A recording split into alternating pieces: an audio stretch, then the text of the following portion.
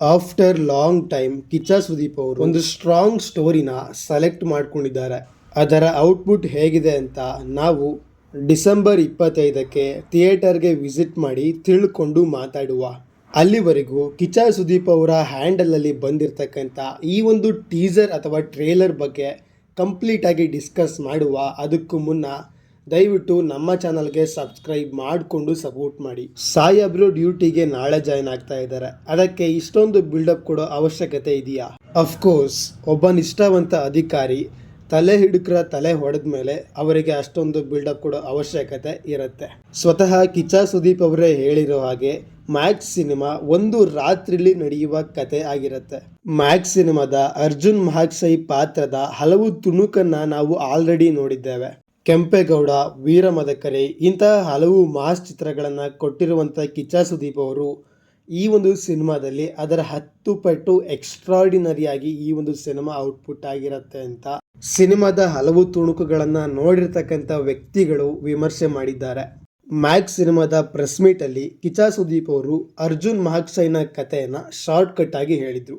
ಒಬ್ಬ ನಿಷ್ಠಾವಂತ ಅಧಿಕಾರಿ ಬಹಳ ನಿಯತ್ತಾಗಿ ಕೆಲಸ ಮಾಡ್ತಾ ಇರ್ತಾರೆ. ಅವರ ಕೆಲಸನ ನೋಡಿ ಅಂಡರ್ ವರ್ಲ್ಡಲ್ಲಿ ಇರ್ತಕ್ಕಂಥ ರೌಡಿಗಳು ಇವರಿಗೆ ಮ್ಯಾಕ್ಸ್ ಅಂತ ಕರೀತಾರೆ.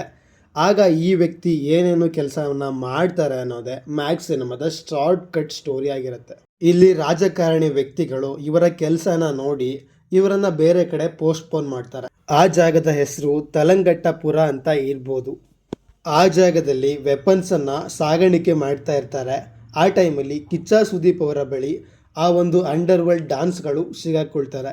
ನಾರ್ತು, ಈಸ್ಟು, ವೆಸ್ಟು, ಸೌತ್ ಅಂತ ಹೇಳಿ ಹಲವು ಭಾಗಗಳಿಂದ ಬರ್ತಿರ್ತಕ್ಕಂಥ ಗಾಡಿಗಳನ್ನು ಕಿಚ್ಚ ಸುದೀಪ್ ಅವರು ತಡೆದು ಅವ್ರನ್ನ ಹೊಡೆದಾಕ್ತಾರೆ. ಆಗ ಬರೋದೆ I am not A human, I am A demon. ಇಲ್ಲಿ ಅರ್ಜುನ್ ಮಹಾಕ್ಷಯ್ನ ಹೊಡೆದಾಕೋಕೆ ಅಂತ ಬಂದವರು ಅಷ್ಟರನ್ನು ಕೂಡ ಅರ್ಜುನ್ ಮಹಾಕ್ಷಯ್ ಅವರ ಹೊಡೆದಾಕಿರೋದ್ರಿಂದ ಅಲ್ಲಿ ವಾಲ್ಕಿ ಟಾಕಿಯಲ್ಲಿ ಬಂದಿರೋ ಸೌಂಡು ಬೇರೆ ಆಗಿರುತ್ತೆ. ಒಬ್ರನ್ನ ಹೊಡೆಯೋಕ್ಕೆ ಇಷ್ಟೊತ್ತು ಬೇಕಾದರೆ ಹೇಳಿ ನಾನೇ ಬರ್ತೀನಿ ಅಂತ.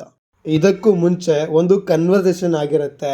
ಅದು ವೆಪನ್ಸ್ ಬಗ್ಗೆ ಪ್ರಾಬ್ಲಮ್ ಬೇಡ ಅಂತಾನೆ ಬಿಟ್ಕಳಿಸಿರೋದೇ ಪ್ರಾಬ್ಲಮ್. ಆದರೆ ಒಬ್ಬೊಬ್ರು ಹುಡುಕಿ ಹೊಡಿತೀನಿ ಅಂತ ಈ ಜಾಗದಲ್ಲಿ ಅಷ್ಟರನ್ನು ಹೊಡೆದಾಕಿರೋ ಸೀನನ್ನು ನೀವು ನೋಡ್ತೀರಾ.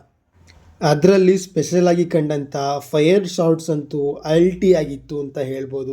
ಈ ಸಿನಿಮಾದಲ್ಲಿ ವರಲಕ್ಷ್ಮಿ ಅವರು ಕೂಡ ಲೇಡಿ ಡಾನ್ ಆಗಿ ಕಾಣಿಸ್ಕೊಳ್ತಾ ಇದ್ದಾರೆ. ಹಾಗೆ ಇದರ ಜೊತೆ ಹಲವು ಸಹ ಪಾತ್ರಗಳು ಕೂಡ ಇವೆ. ಸಿಕ್ಕಾಪಟ್ಟೆ ಆ್ಯಕ್ಷನ್ ಸೀಕ್ವೆನ್ಸ್ಗಳು ಕೂಡ ಈ ಸಿನಿಮಾದಲ್ಲಿ ಇವೆ. ಇನ್ನು ಬ್ಯಾಕ್ಗ್ರೌಂಡ್ ಮ್ಯೂಸಿಕ್ ಬಗ್ಗೆ ಮಾತಾಡಲೇಬೇಕು. ಇನ್ನು ಸಿನಿಮಾ ತಂಡದಿಂದ ಮ್ಯಾಕ್ಸಿಮಮ್ ಮಾಸ್ ಸಾಂಗ್ ಬಿಟ್ಟರೆ ಬೇರೆ ಯಾವ ಹಾಡು ಕೂಡ ಬಂದಿಲ್ಲ. ಇದರ ಜೊತೆಗೆ ಒಂದು ಐಟಮ್ ಸಾಂಗನ್ನು ಕೂಡ ಅಭಿಮಾನಿಗಳು ಎಕ್ಸ್ಪೆಕ್ಟ್ ಮಾಡಿದರು. Expectations always hertz.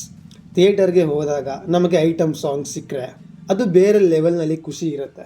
ನನ್ನ ಪ್ರಕಾರ ಈ ಸಿನಿಮಾದಲ್ಲಿ ನಿಜವಾಗ್ಲೂ ಒಂದು ಐಟಮ್ ಸಾಂಗ್ ಇದೆ ಅಂತ ಅನ್ಸುತ್ತೆ. ಅದನ್ನು ಸಿನಿಮಾ ತಂಡದವರು ಹಿಡನ್ ಆಗಿ ಇಟ್ಟಿದ್ದಾರೆ. ಮ್ಯಾಕ್ಸ್ ಸಿನಿಮಾ ಕೂಡ ದಿಲ್ಲಿ ಸಿನಿಮಾ ಥರ ಒಂದು ಸ್ಟ್ರಾಂಗ್ ಸ್ಟೋರಿಯನ್ನು ಹೊಂದಿದೆ. ಆದರೆ ದಿಲ್ಲಿ ಸಿನಿಮಾದ ಸ್ಟೋರಿನೇ ಇದಾಗಿರುತ್ತೆ ಅಂತ ಹೇಳ್ತಾ ಇಲ್ಲ. ಇದು ಖಂಡಿತವಾಗ್ಲೂ ಒಂದು ಫ್ರೆಶ್ ಸ್ಟೋರಿ ಆಗಿರುತ್ತೆ. ಇನ್ನು ಸಿನಿಮಾದ ಪ್ರಮೋಷನ್ ಬಗ್ಗೆ ಕೂಡ ಮಾತಾಡಲೇಬೇಕು. ಸಿನಿಮಾ ತಂಡದವರು ಆಫ್ಲೈನಲ್ಲಿ ಯಾವುದೇ ರೀತಿ ಪ್ರಮೋಷನ್ಸನ್ನು ಮಾಡ್ತಾ ಇಲ್ಲ. ದ ರೀಸನ್ ಇಷ್ಟೇ, ಸಿನಿಮಾದ ಔಟ್ಪುಟ್ ಚೆನ್ನಾಗಿದ್ದರೆ ಪ್ರಮೋಷನ್ ಮಾಡೋ ಅವಶ್ಯಕತೆ ಕೂಡ ಇಲ್ಲ.